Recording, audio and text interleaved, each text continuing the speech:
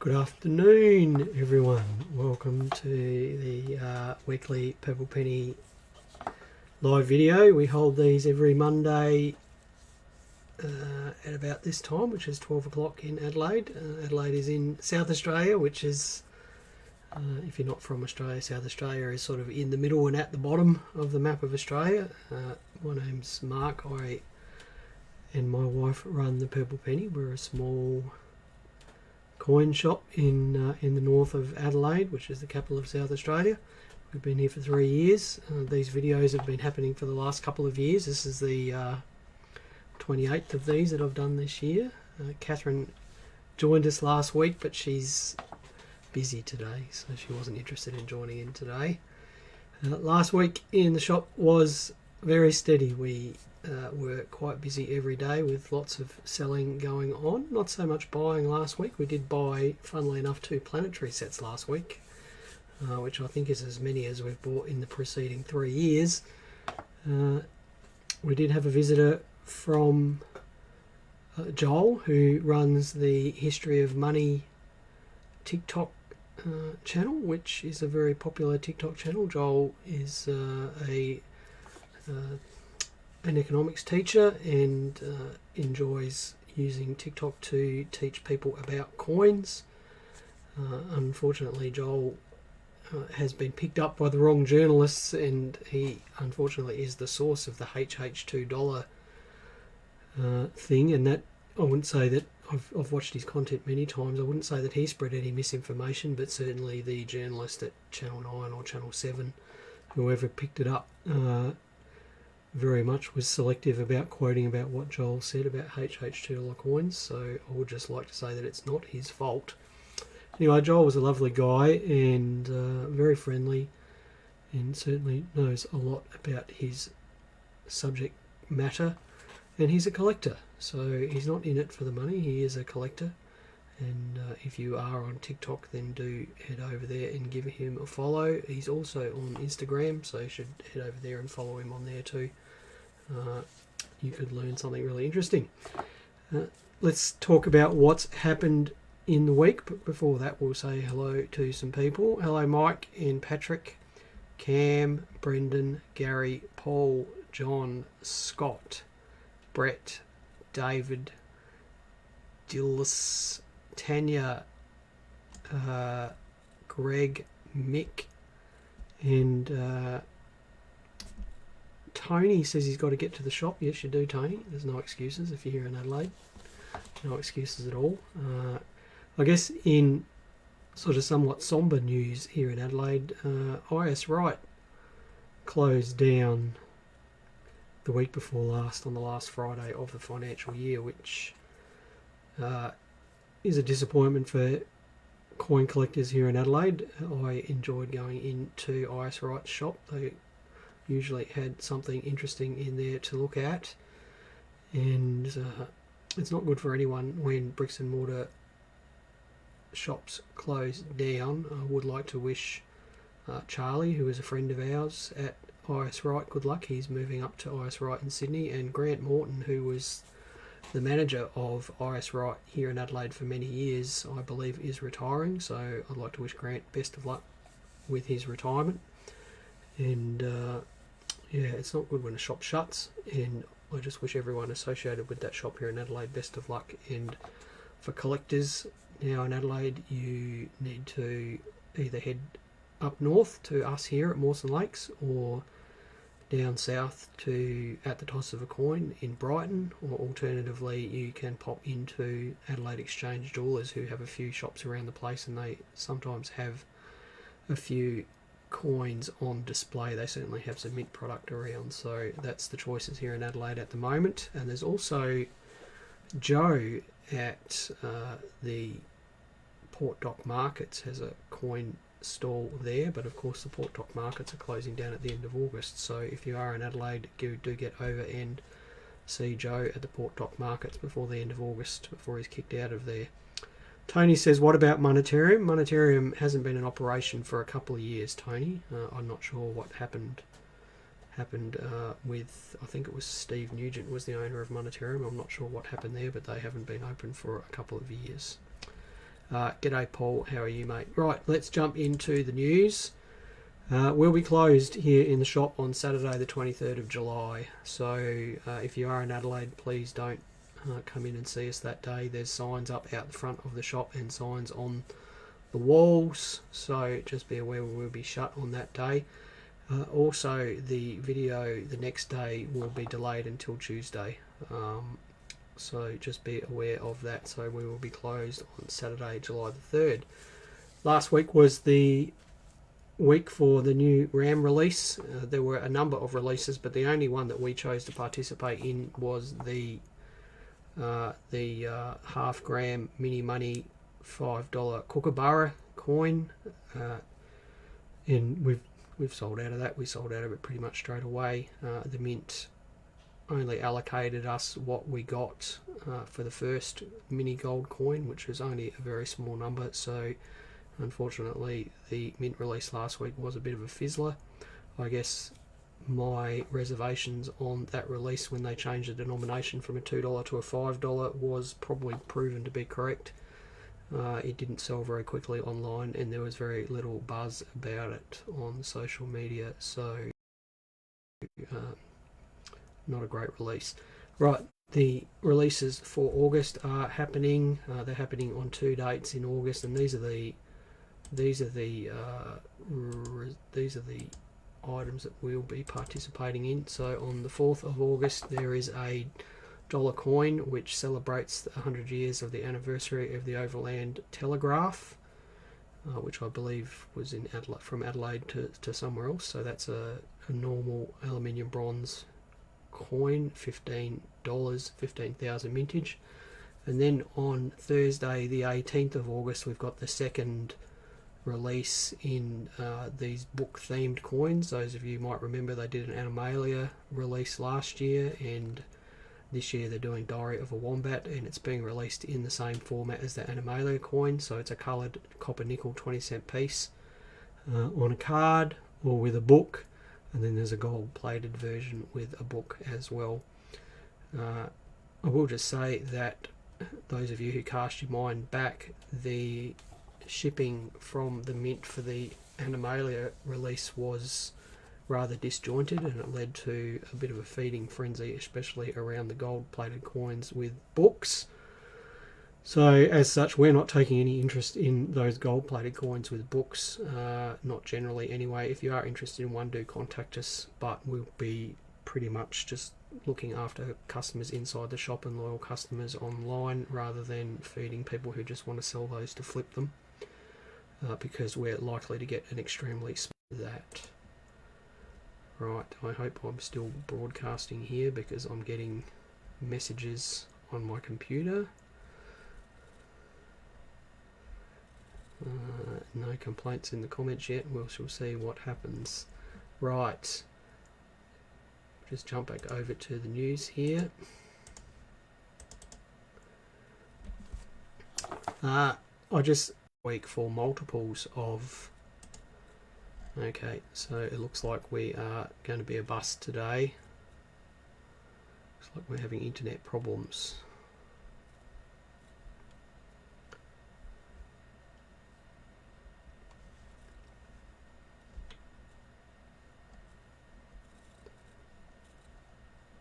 Alright, seem to be up and running okay now. I did see products selling on social media this week for multiples of retail value, and no shortage of people who were willing to pay those prices. If you are thinking about buying something from a seller on social media, do duck across to eBay and make yourself familiar with the sold filter, so you can look at sold items on eBay, and that'll give you an idea of the real prices of things. I saw one gentleman selling proof $1984 for $30 plus postage, which I won't say it's an outrageous price, but it's certainly 3 times what you can walk into the shop and buy them here for, and he had a number of people buying them, and I'm scratching my head as to why. So before you do buy things on social media or anywhere for that matter, do get online and do your research. Okay, so I'm still not 100% sure if we're going live here, but next item is coin noodling revisited. Of course, there was an article in the paper a couple of weeks ago about people thrashing roll machines at ATM at banks and emptying them out so that they could do some noodling. I did have a chat to Joel from the History of Money about this, and he had the same thoughts that I did, that there are some people who are perhaps ruining that hobby for a lot of other people by driving around every roll machine in a city and emptying them out, and as a result other coin noodlers are missing out, and of course the bank's commercial customers are missing out. So I would ask anyone who is noodling to just, I guess, tone it down a little bit. There's no need to necessarily go through $100,000 worth of coins a week, and if you do insist on emptying out ATMs, then I would be prepared to have the banks stop you from taking money out of their ATMs. The banks are, at the end of the day, a commercial enterprise, and if they don't like the costs that you are imposing on them, then they are quite within their rights to prevent you from accessing that service. So and it would be a shame for that hobby to be lost to everyone just because of the actions of a few. And I would just like to say that those of you who seem to think that the banks have the obligation to give you whatever coins you want, of course they don't. You're quite welcome to try and place a standing order with a bank, and they may well be more happy to do that than have you empty out their roll machines. It does take them time and effort to fill those roll machines up. Similarly, you can contact a security company and put a standing order for coins in with them, but I would expect to have to pay for those services. So those of you who are thrashing roll machines, just be aware that bad things could happen. In the news this week, the Reserve Bank has spread out information about counterfeit $100 notes, and that was after over 300,000 counterfeit notes were seized at a raid in Sydney. And these were so-called JOS notes, and basically what they were is paper $100 notes that were imported from China as, I guess, funeral money or good luck money, but they are similar enough in size to real $100 notes in appearance that they could fool the unwary. So I guess if you are handling a lot of $50 and $100 notes, it is worthwhile just educating yourself a little bit on what features there are on a genuine $100 note. And of course, a genuine $100 note is plastic, it's not paper. It has a clear window on it. If you put the clear window up to the light, you should see some embossing on that clear window. And on the newer notes and the older notes, there are UV features on them. So that means that if you shine a UV light on them, they will fluoresce under a UV light. And of course, the new generation notes, all of the new generation notes have foil or hologram printing as part of their designs, and that means that as you sort of tilt and rotate the note around, the design changes and different colors appear. So there's just a few things that you can do to check those notes. Of course, several months ago, someone slipped us a fake $50 note here in the shop, so even for us, we did get caught. But you should be careful if you are handling big denomination notes that you're not handling fakes. Right, so we'll just jump into the topic of the day, because this is topical for the fake notes, is just talking about how to pick fake coins, because fake coins are a real problem. So there's a little bit of a toolbox there that you can arm yourself with if you are interested in becoming a bit more educated about fakes and counterfeits. Now, are they a real problem? Yes, they are a real problem. This is our just put that over there. This is our fake and counterfeit box, and you can see Catherine has put a sticker on the end of it there that says I am fake, and it is full of fake coins. Now, these are all the fakes that we have collected since we have been open here 3 years ago. It's about 3 kilos of them, I guess. Now, these are ones that we have found in collections, or people have brought them in to try to sell them to us over the counter, and we've bought them as fakes. Or sometimes people actually give them to us. we're pretty good at picking up fakes in the shop because a lot of them are pretty obvious. So, you know, just for a matter of interest, there's a fake 1938 crown there. I guess if you are looking at a key date coin, and those of you who aren't sure what a key date coin is a coin that is low mintage perhaps for that year, and as such it is the one in the series that you want to collect. If you're looking at a key date coin, then generally I'd expect that a key date coin is fake, and then you have to prove to yourself that it's real. So what are some things that you can do to educate yourself? You can look up some internet references. So Peter Andrews has a great website called The Sandpit that has a number of articles on there on how to pick a fake 1923 halfpenny, a fake 1930 penny. Catherine and I have an article online on how to pick fake year 2000 mules and how to pick fake centenary florins. So do familiarise yourself with those. Comparison images, comparing real coins with the ones that you've got. Now, I've got a bazillion comparison images up in my head here, so as such, a lot of the time I can just look at a coin and go, well, that's fake because it doesn't look right.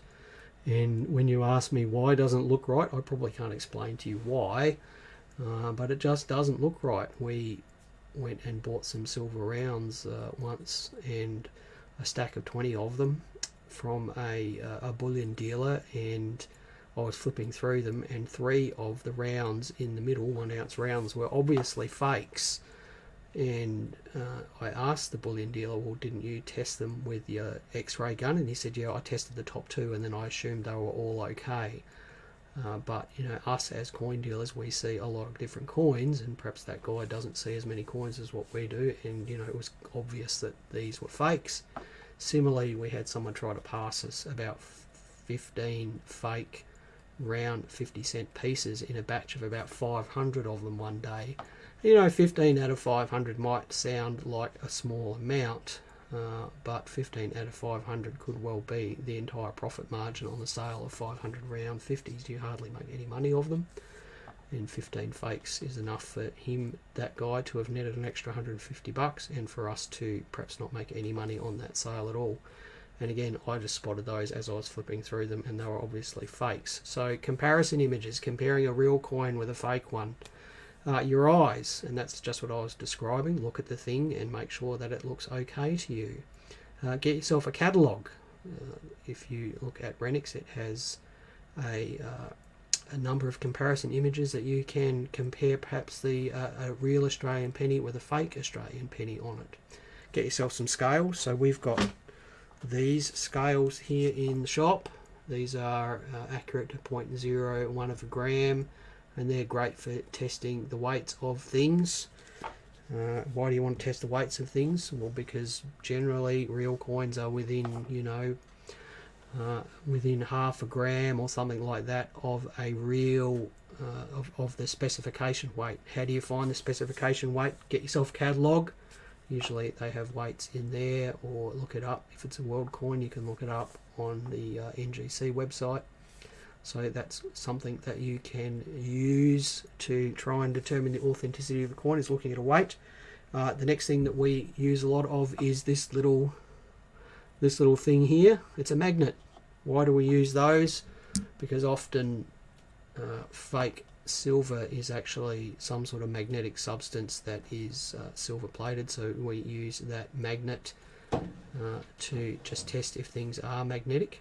I should just say that another thing to look for is, of course, known design elements of coins. So we had someone several years ago try to pass us some fake American Silver Eagles. American Silver Eagles are 1 ounce silver coins, and they looked really good, and they still look really good. They're in that box that I showed you just before.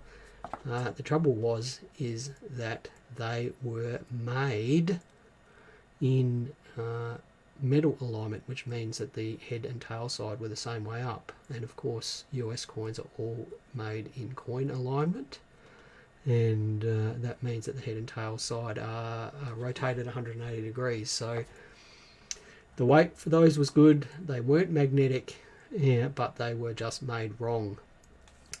Now, the last one there just makes me come to a bit of news for us, is to have the coins tested with an XRF gun. An XRF gun is an X-ray fluorescence gun that generates X-rays and bounces them off of things and causes them to fluoresce, and the gun can read that fluorescence and give you an indication of the composition of whatever it is that you're testing.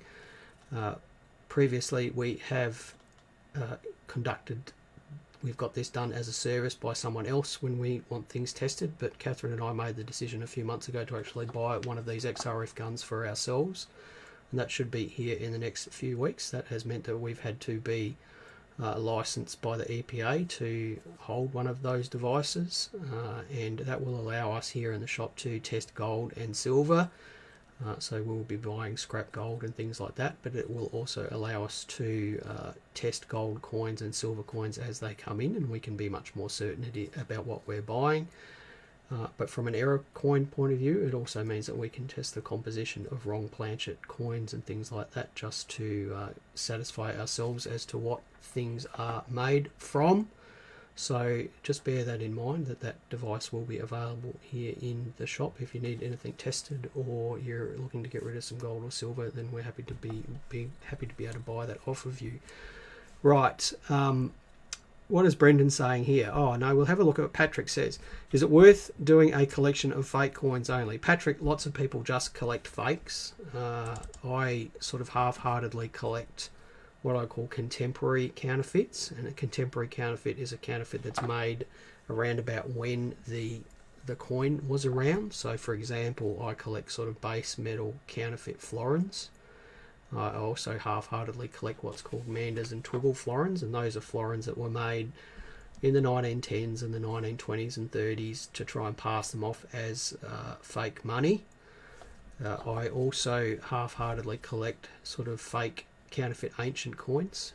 I should just say that it is actually technically an offence to possess counterfeit Australian currency, and of course florins are still legal tender, so technically I'm committing a federal offence by hanging on to base metal florins, but I don't think that's going to be a real problem. But if you do have fake banknotes and things like that, you have an obligation to hand those in to the federal police. You're not allowed to possess them. Brendan says, how long till people stop paying $15 for a 66.50 cent now? The silver price is down and there's only $10 worth of silver in them. That's what Brendan says. Look, Brendan, I don't know. If you want to buy around 50-cent piece off of us, I think our current sell price is $11.50 each if you walk in and buy them over the counter. $11.50 for cash. Mike says the XRF gun is a great toy, and Paul says it's an expensive toy. Yes, to both of those, it is going to be great to have that device here for us because we've wanted one for a long time, and yes, it is very expensive. Now, let's just have a look at a couple of fake coins and how I knew they were fake. Firstly, we'll have a look at this jigger here. It's a 1930 penny.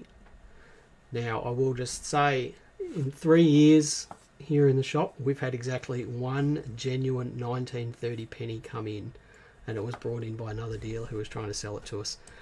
So we've had no genuine 1930 pennies come in collections since we've been here. So what does that mean? It basically means whenever I see a 1930 penny in a collection that we buy, I assume that it's fake. And so far I have a 100% hit rate on just assuming that. So how do you pick a fake 1930 penny?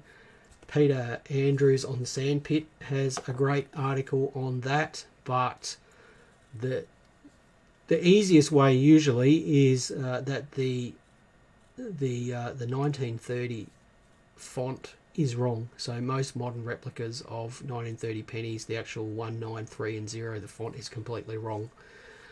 So that's the easiest way usually to pick them. Then you look for what I call artificial toning, and that's these things are all artificially toned the same way and they all have the same type of look.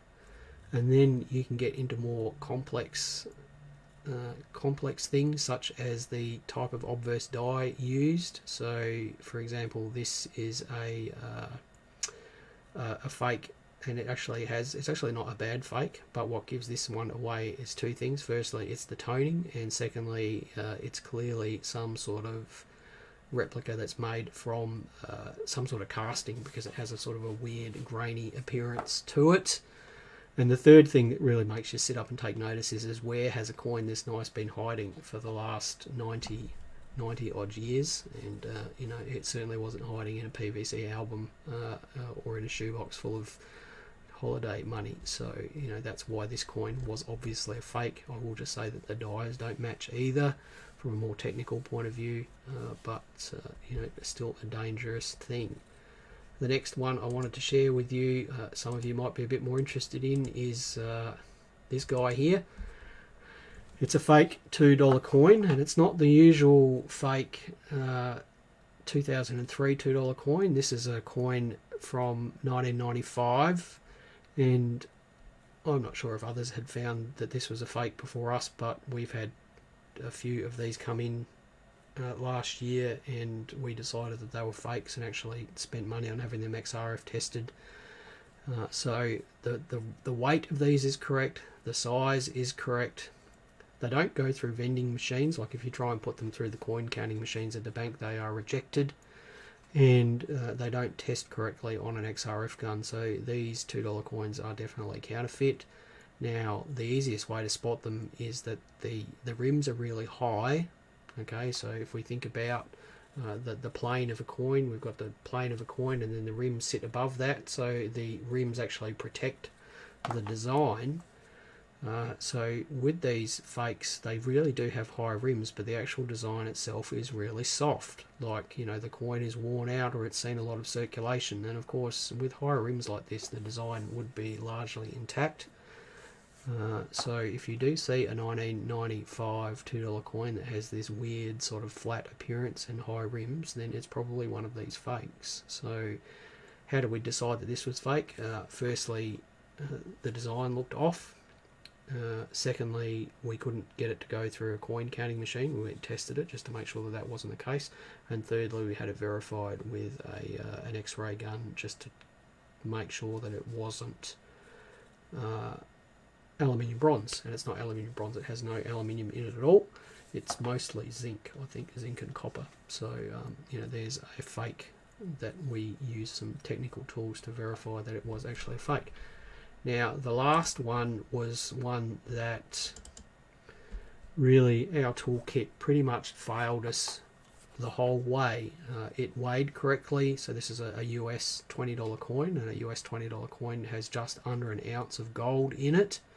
It's 90% gold, so you're looking at a sort of $2,600, $2,700 coin here. So how did our toolkit fail us here? Well, it failed us. It didn't fail us in the end because we got there in the end, but it got right through our entire validation process. It weighs the correct amount. It's not magnetic. It doesn't appear to be cast. It's clearly struck. It's got cartwheel luster. The comparison with images online, and I spent a lot of time comparing this with images online, as far as I could see, it looked pretty good. The alignment of the stars with rim denticles was correct. The design appeared to be quite good. I'm not knowledgeable on this coin series, so I can't look at this coin and immediately say that it's a fake. It's not like a penny or something like that I see thousands of. We've probably only handled 5 of these coins in 3 years. I'm sure that a US coin expert would be able to look at it and say, oh, well, that's definitely a fake, and I'm quite happy to acknowledge that I don't have that knowledge. So really what made me suspicious in the end is that it's got a big weird Chinese chop mark on it, and which I've never seen a US gold coin with one of those on it before, and you can see that on the reverse on the eagle's right wing. Well, it's the eagle's left wing, but on our right.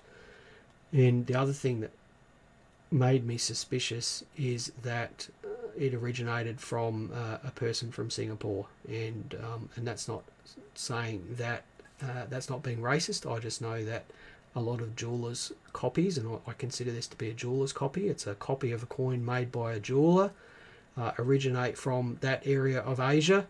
So I was just inherently suspicious of this coin. And when we went and had it XRF tested it, sure enough, it was only 80% gold. It wasn't plated, it's definitely gold, but it's only made from 80% gold. And, you know, if we just bought that over the counter without going through that due diligence first, you know, we would have been out $500 or $600. So sometimes you do need to go to the complex tools to try and work out whether a coin is real or not. Right. That's it for today. Apologies for the technical difficulties. It looks like there was some sort of, there's an interesting graph at the bottom of the Facebook panel over here that says there was some sort of problem with the uploading stream. Apologies to those who had to suffer through that, and thanks for your patience for suffering through that. Thank you everyone for watching. As always, we are looking for topics to talk about. So if you do have anything you want talked about, please do send us a message or give us a call or contact us through Facebook or email, and I'll do my best to talk about it. Thanks everyone for watching. Thank you for your questions. Stay safe and happy collecting, and we'll see you next time. Bye for now.